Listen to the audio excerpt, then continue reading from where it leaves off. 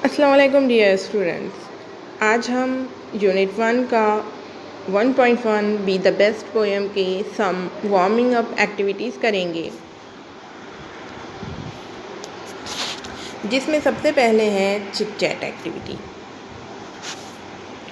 इस एक्टिविटी के ज़रिए हम आपको कुछ क्वेश्चंस करेंगे जिसके आंसर्स आप हमें देंगे, जिसमें सबसे पहला क्वेश्चन है, have you got a price in any competition. ये सबसे पहला आपका क्वेश्चन है, जिसका मतलब होता है कि आपको किसी मुकाबले में इनाम मिला है। तो आप हमें बोल सकते हैं, yes I have got prize in ऐसे competition, drawing competition, mehndi competition. इस तरह से आप हमें आंसर कर सकते हैं। अब सेकंड क्वेश्चन है, how did you feel at that time. यानी कि आपको जब इनाम मिला था आप उस वक्त कैसा फ़ील करते हैं। तो आप क्या बोलेंगे, आई फेल्ट वेरी हैप्पी, यानी कि मैं उस वक्त बहुत ज़्यादा खुश हुआ था। Have you ever failed in your effort, ये थर्ड वाला क्वेश्चन है। यानी कि अब वो पूछ रहे हैं कि आप अपनी कोशिश में कभी नाकाम हुए हैं, यानी कि कोई कंपटीशन में आपने हिस्सा लिया और आप उसमें फ़ेल हो गए, यानी कि आप हार गए। तो आप ऐसा कभी हुआ है, तो आप क्या कहेंगे, yes I fail in many occasions.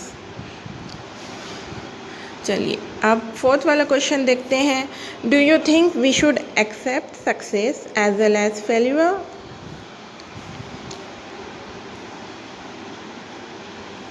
क्या आपको महसूस होता है कि हमें कामयाबी और नाकामी दोनों को कबूल करना चाहिए। तो ये तो सही बात है ना, हमें सक्सेस के साथ साथ फेलियर को भी अपनाना चाहिए, क्योंकि सक्सेसफुल पर्सन वही बनता है जो फेल होता है, यानी फेलियर के बाद ही हमें सक्सेस हासिल होती है। तो इसीलिए हमें दोनों को भी खुशी खुशी एक्सेप्ट करना चाहिए। What will be your reaction if you are not selected in a team। ये फिफ्थ वाला क्वेश्चन है, यानी कि अगर आपको टीम में नहीं चुने गए तो आपका रद्द अमल क्या होगा। यानी कि आप किसी टीम में आपने हिस्सा लिया है लेकिन आप में उसमें सेलेक्ट नहीं हुए, तो आपको क्या लगेगा। तो आप कहेंगे, I will try to find the reason of it and work on it to improve myself. यानी कि मैं ये जानने की कोशिश करूँगी कि मैं उस टीम में क्यों नहीं हिस्सा बनी, यानी कि मेरे अंदर क्या कमियां हैं, ये मैं जानने की कोशिश करूँगी। चलिए अब फर्स्ट ए देख लेते हैं, read aloud the set of words. यहाँ पे कुछ आपको सेट ऑफ वर्ड्स दिए गए हैं, आपको क्या करना है, उसे रीड करना है।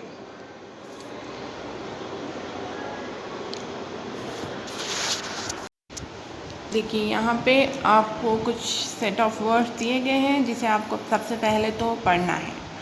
पढ़ने के बाद आपको क्वेश्चन दिया गया है कि आप इसे इसके इंक्रीजिंग ऑर्डर में लगाएं, यानी कि जैसे जैसे वो बड़े होते हैं वैसा आप उसको तरतीब दें। जैसे कि क्वेश्चन नंबर ए देख लीजिए, जिसमें रिवर, स्टीम, सी, ओशन है। ओशन सब में बड़ा होता है, उसके बाद सी होता है, फिर रिवर, स्टीम। यानी कि हमें सब में बड़ा नहीं लिखना है, हमें सबसे छोटे से शुरुआत करते हुए सबसे बड़े की तरफ जाना है, यानी कि छोटे से बड़े की तरफ। तो सबसे छोटा क्या आएगा इसमें, सबसे छोटा है स्ट्रीम, उसके बाद आएगा रिवर, सी, ओशन। ओके, अब हम देख लेंगे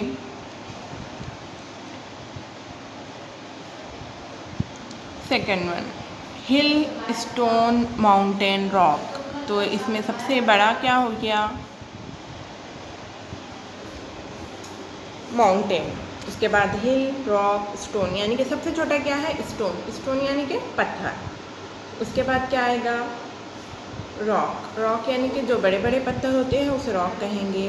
उसके बाद हिल, पहाड़, और माउंटेन यानी कि सबसे बड़े जो पहाड़ होते हैं उसे कहेंगे। उसके बाद है प्लांट, सैपलिंग, ट्री, सीड। तो सीड यानी कि सीड हम बीज को कहेंगे, इसके बाद सीड, उसके बाद सैपलिंग यानी कि छोटू सा जो पौधा होता है वो, उसके बाद प्लांट यानी कि सैपलिंग से जो बढ़ जाते हैं थोड़ी बहुत, वो प्लांट कहलाते हैं। उसके बाद सब में बड़ा जो होता है वो ट्री कहलाता है।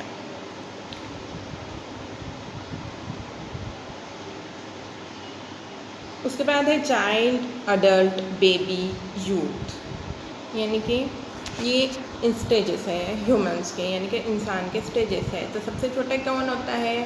बेबी। उसके बाद वो क्या कहलाता है? चाइल्ड। उसके बाद यूथ, फिर अडल्ट। ठीक है।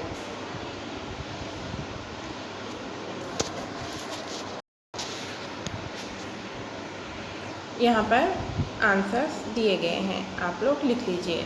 सबसे पहले stream, river, sea, ocean, stone, rock, hill, mountain, seed, sapling, plant, tree और baby, child, youth, adult. Okay.